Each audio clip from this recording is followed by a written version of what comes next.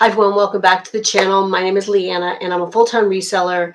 And you know what? I had to go live only because I have had technical difficulties with my editor for my videos for the last couple of days, and I am frustrated beyond belief right now, and I wanted to get a video out. So in this video, we are going to talk for the last time, I hope, about the search hack presentation. But there was a couple of good things that came out of it, and I want to talk about them so that we can use them and make sure that our listings are being seen, which should be boosting our sales. Our sales.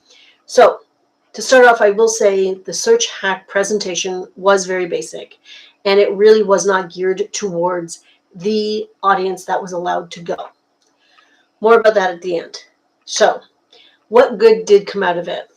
You know, Poshmark talked about I'm going to get all tongue-tied today. They talked about today's trends.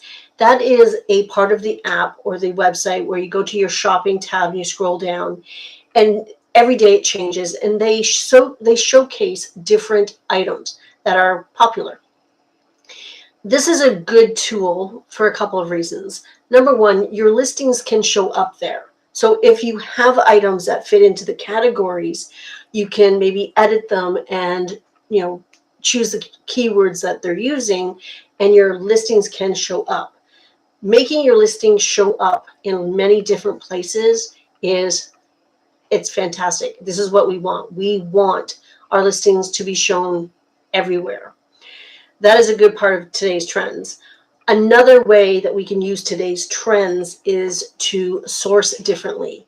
And if you watch my previous video, you know that I did try this last Friday, and it didn't really pan out. However, what it did is it made me shift focus.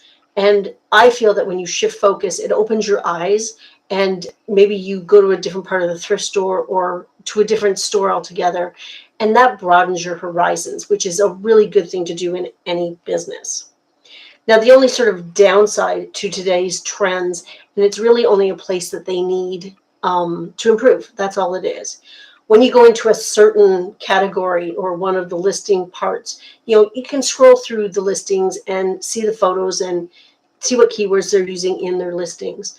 But if you go to view details, it has categories, condition, brands, and keywords.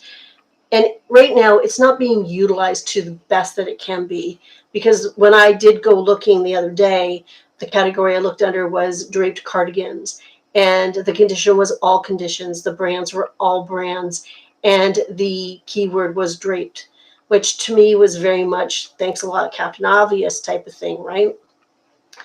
But I think that's just somewhere where they can improve, and then that could be really, really useful. Now, during the presentation, they also talked about Google. And honestly, I sat back and thought, you're always talking about Google. I want my listings to show up on Poshmark. I want people who look on Poshmark to find my listings. That's what I want you to talk about. I don't care about Google. And then I sat back and my light bulb went off, and I was like, oh yeah, your listings anywhere showing up will drive traffic to the platform or to your own closet, which is a good thing. So what does Google like? How do you get your listings showing up on Google without even worrying about Poshmark ads there? Google likes white backgrounds, clear, bright photos, white backgrounds. They also like that the item that you're selling fills the frame. So you know what? Get that frame and fill it up. Poshmark talked about shooting in square mode, which will help you fill that frame up. And I actually started doing that, and it does make life easier. So clear, bright photos, white backgrounds, fill that frame up, use your keywords. And you know what? Keywords, all they are the words that a buyer's going to use to specifically find your item. So think like a buyer, and that should help you with your keywords. Poshmark and Google both like lots of information. So fill out all the information that you possibly can. Use all the fields, all the categories, whatever you can put into your listing, do it. What else does Google like? They were talking about Google liking shipping discounts. And, with shipping discounts, you have to be careful that it doesn't eat away into your profit or into your, cost of goods type of thing.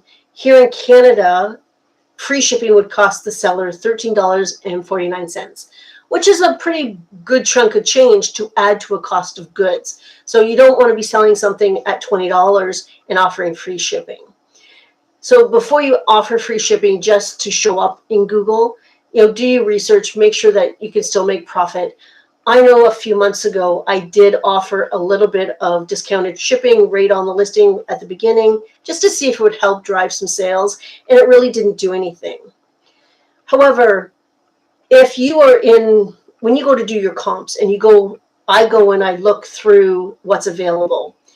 If everybody's sort of pricing their items at, let's say, $40 and there's no little discount or anything, being different might be okay. And you can offer a small discount and maybe that will get you, be seen more often because your eyes get attracted, right?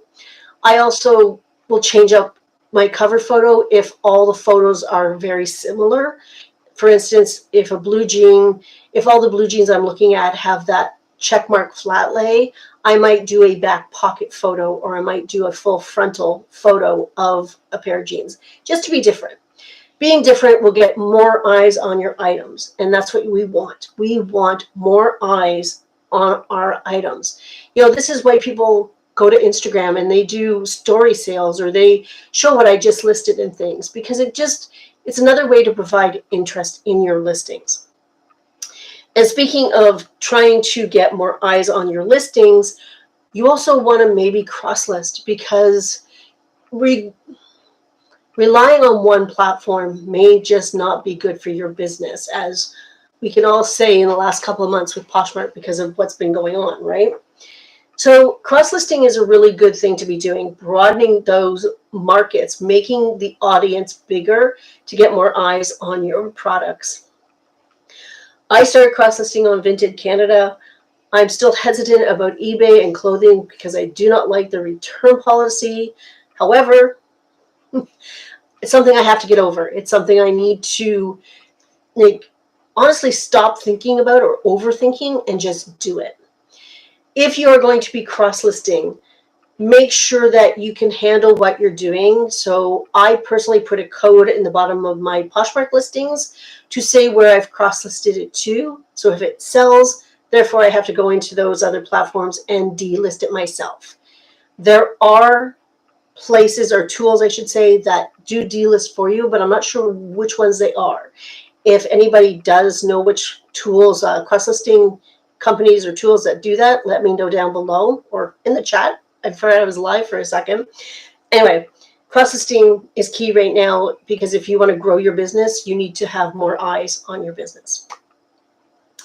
So that's it for right now.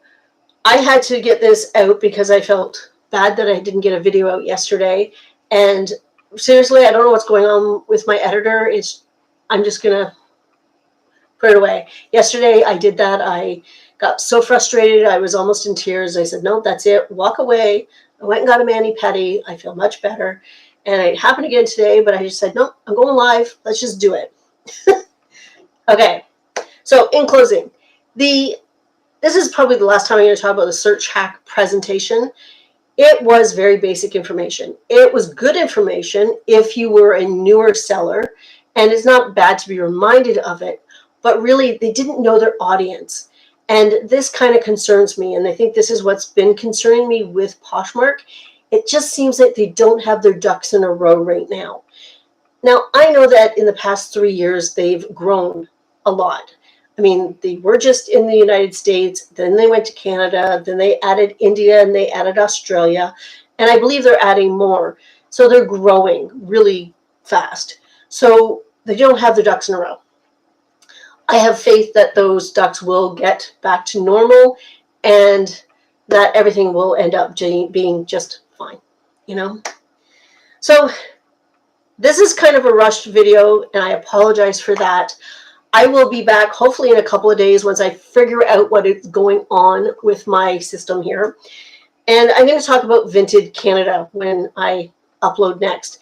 If you have any questions about Vinted Canada, leave them in the comments of this video, and I will do my best to answer them. Okay? That is it for today. Thank you very much.